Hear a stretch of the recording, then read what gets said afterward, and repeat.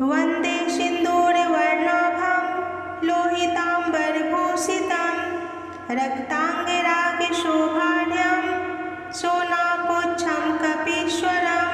भजे समीरे नन्दनं सुभक्तचित्तरञ्जनं दिनेशरूपे भक्षकं समस्तभक्तरक्षकं सुकण्ठकार्यसाधकं विपक्षपक्षबाधकं समुद्रपारिगामिनं नमामि सिद्धकामिनं सुशङ्कितं सुकण्ठभुक्तवानहि योहितं वचस्त्वमाशुधैर्यमाश्रयात्रयो भयं कदापि न इति प्लवङ्गनाथ भाषितं निशम्य वानराधिनाथापीशं तदा सरामदूते आश्रयः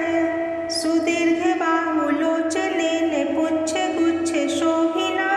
भुजद्वयेन सोदरीं निजांसयुग्ममास्थितो कृतो हि कौशलाधिपो कपीशराजसन्निधौ विदहजैसे लक्ष्मणो समे शिवं करोत्वरम् सुशब्दशास्त्रपारगं विलोक्य रामचन्द्रमं कपीशनाथ सेवकं समस्तनीतिमार्गगं प्रशस्य लक्ष्मणं प्रति प्रलम्बबाहुभूषितं कपीन्द्रसख्यमाकरोत् स्वकार्यसाधकः प्रभुः प्रचण्डवेगधारिणं नगेन्द्रगर्वहारिणं फणीशमातृगर्वहृदेशास्यवासनाशकृत् विभीषणेन सख्यकृत विदेहजातितापहृत् सुकण्ठकार्यसाधकं नमामि यातुधत्तकं नमामि पुष्पमौलिनं सुवर्णवर्णधारिणं गदायुधेन भूषितं किरीटकुण्डलान्वितं सुपुच्छगुच्छतुच्छलङ्कदाहकं सुनायकं विपक्षपक्षराक्षसेन्द्रसर्ववंशनाशकं रघुत्तमस्य सेवकं नमामि लक्ष्मणप्रियं दिनेशवंशभूषणस्य मुद्रिकाप्रदर्शकं विदेहजातिशोकतापहारिणं प्रहारिणं सुसूक्ष्मरूपधारिणं नमामि दीर्घरूपिणं नभस्वदात्मजेन भास्वता त्वया कृता महासहायताय यादयोर्हितं ह्यभूत् स्वकृत्यतः सुकण्ठ आपतारकां रघुत्तमो विदेहजां निपात्य वालिनं प्रभुस्ततो दशाननं खलम् इमं स्तवं कुजेहुनिमे यः पठेत् सुचेतसा नरः कपीशनाथ सेवको भुनक्ति सर्वसम्पदः प्लवङ्गराज सत्कृपा कटाक्ष भाजनः सदा न शत्रुतो भयं भवेत् कदापि तस्य नुस्तुः नेत्राङ्गनन्दधन्यवत्सरेऽङ्गवासरे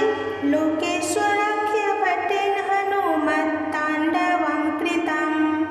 भजे समीरे नन्दनं सुभक्तचित्तरञ्जनं दिनेशरूपे भक्षकं समस्तभक्तरक्षकं सुकण्ठ